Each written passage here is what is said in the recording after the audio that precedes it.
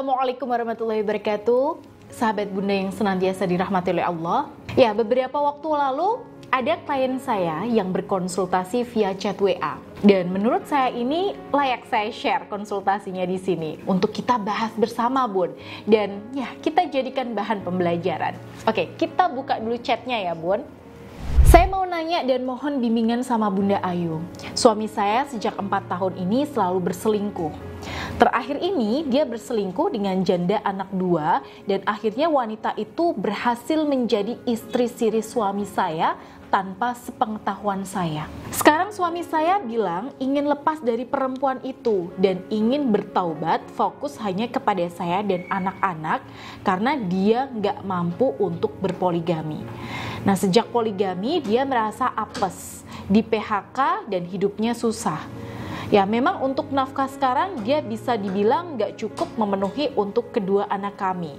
Nah, masalahnya suami saya seperti orang ketakutan sama perempuan itu, Bun. Bahkan untuk pulang lebaran menjenguk anak-anaknya aja dia nggak berani karena takut.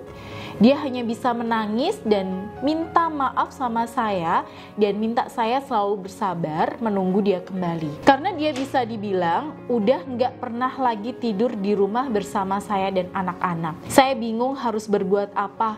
Saya antara percaya dan tidak kepada suami saya. Perempuan itu suka dugem sama suami saya, Bun. Mereka sefrekuensi, tidak seperti saya yang nggak pernah ke tempat-tempat seperti itu. Saya ingin mempertahankan rumah tangga saya. Apa yang harus saya lakukan, Bun? Oke, kita langsung saja bahas ini ya, Bunda. Saya rasa ini sangat menarik dan penting untuk kita bahas. Nah, di sini posisinya suaminya selingkuh dan sebenarnya sudah sadar ya dan mau taubat, tapi dia nggak punya daya untuk menolak keinginan si pelakor, sehingga ketika suami di sini pengen fokus sama Bunda selalu gagal karena ya campur tangan si pelakor. Bahkan suami Bunda ini lebih takut sama pelakor yang notabene adalah seorang perempuan. Ya, bisa dibayangkan ya, Bun, ada laki-laki takut sama perempuan. Padahal dimanapun laki-laki itu pemimpin buat perempuan. Ya, ar-rijalu qawwamuna 'alan nisa. Laki-laki itu pemimpin buat perempuan. Nah, tapi di sini suami Bunda justru kalah sama pelakor. Ini ada apa ya? Nah, inilah yang menarik, Bun. Nah, kalau saya amati, apalagi kalau dilihat dengan kacamata spiritual, suami Bunda ini aura wibawanya lemah di mata pelakor.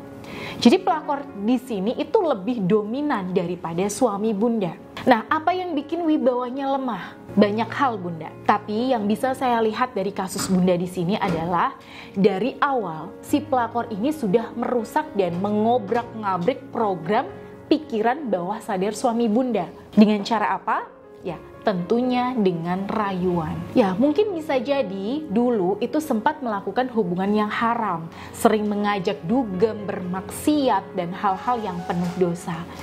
Nah, akhirnya apa, Bun? Suami Bunda ini auranya gelap dan ya imannya kosong, sehingga gampang untuk dipengaruhi. Ya, apalagi dalam kasus seperti Bunda ini, itu biasanya pelakor ini nggak main dengan tangan kosong. Biasanya dia pakai susuk pemikat supaya lebih berwibawa dan bisa menguasai suami Bunda.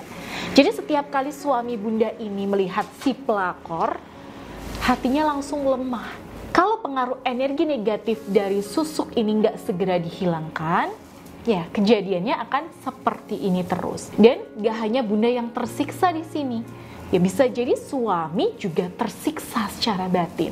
Nah, lalu apa yang harus kita lakukan sebagai istri kalau kondisinya seperti ini? Bantu suami Bunda untuk lebih kuat batinnya sehingga dia bisa lebih tegas sama pelakor tersebut. Nah, karena di sini ada indikasi ilmu hitam berupa susuk, maka langkah terbaiknya ya kita basmi pengaruh susuk tersebut. Nah, untuk membasminya bagaimana? Ya, karena susuk ini kan energinya berasal dari setan, jin, sihir, dan hal-hal negatif lainnya ya, Bun. Maka lawannya adalah energi positif ilahiyah yang dihasilkan dari tirakat dan ikhtiar spiritual mendekatkan diri kepada Allah. Nah, energi positif ilahiyah ini bisa Bunda dapatkan dari cincin anira yang sudah saya wirid yang bisa Bunda gunakan sebagai wasilah untuk menguatkan aura positif dalam diri Bunda, supaya ketika suami melihat Bunda, dia akan punya kekuatan batin, sehingga dia semakin mantap, yakin, dan bisa tegas dalam mengambil sikap. Nah, nanti Bunda pakai saja di jari Bunda ya. Lalu Bunda lakukan aktivasi energinya setiap malam. Bahkan kalau bisa sesering mungkin Bunda, supaya aura Bunda di sini semakin kuat sehingga mampu mengalahkan energi susuk dari pelakor. Kemudian untuk usaha lahiriahnya, yang pertama, Bunda berikan pelayanan yang lebih maksimal buat suami dan tunjukkan versi terbaik Bunda. Tunjukkan kualitas Bunda agar suami makin yakin untuk memilih Bunda. Lalu yang kedua, ceburi dunia suami. Nah, kalau si pelakor tadi memanfaatkan kegemaran dugem untuk menguasai hati suami Bunda, nah sekarang Bunda cari hobi suami lainnya dan ajak dia untuk bersenang-senang bersama Bunda di hobi itu. Ya, entah itu olahraga, nonton film, dengerin musik, nonton bola, dan sebagainya. Ya, selagi itu halal, Bunda ceburi saja. Nah, ini untuk apa? Ya, supaya Bunda dan suami lebih cepat sefrekuensi. Oke, tips tambahan dari saya Bun. Ketika suami sedang sama Bunda, sering-seringlah meyakinkan suami bahwa dia adalah pemimpin rumah tangga. Atau Bunda bisa sering ucapkan atau bisikan kalimat sebelum tidur. Kamu laki-laki yang kuat, Mas. Kamu adalah imam yang baik. Kamu adalah pemimpin. Sebagai laki-laki, kamu berhak memimpin perempuan, Mas. Aku yakin kamu adalah pemimpin yang tegas. Ya, saya sarankan Bunda ulangi terus kata-kata semacam ini saat sedang bersama suami Bunda. Baik, saya doakan masalah Bunda segera diberikan jalan keluar oleh Allah Subhanahu wa Ta'ala. Dan buat sahabat Bunda lainnya yang nonton video ini, kalau Bunda merasa sedang mengalami seperti apa yang dialami sahabat kita tadi dan butuh dibimbing secara profesional, bisa menghubungi saya di nomor yang ada di sini. Baik, saya Bunda Ayu pamit. Akhirul kalam. Wassalamualaikum warahmatullahi wabarakatuh.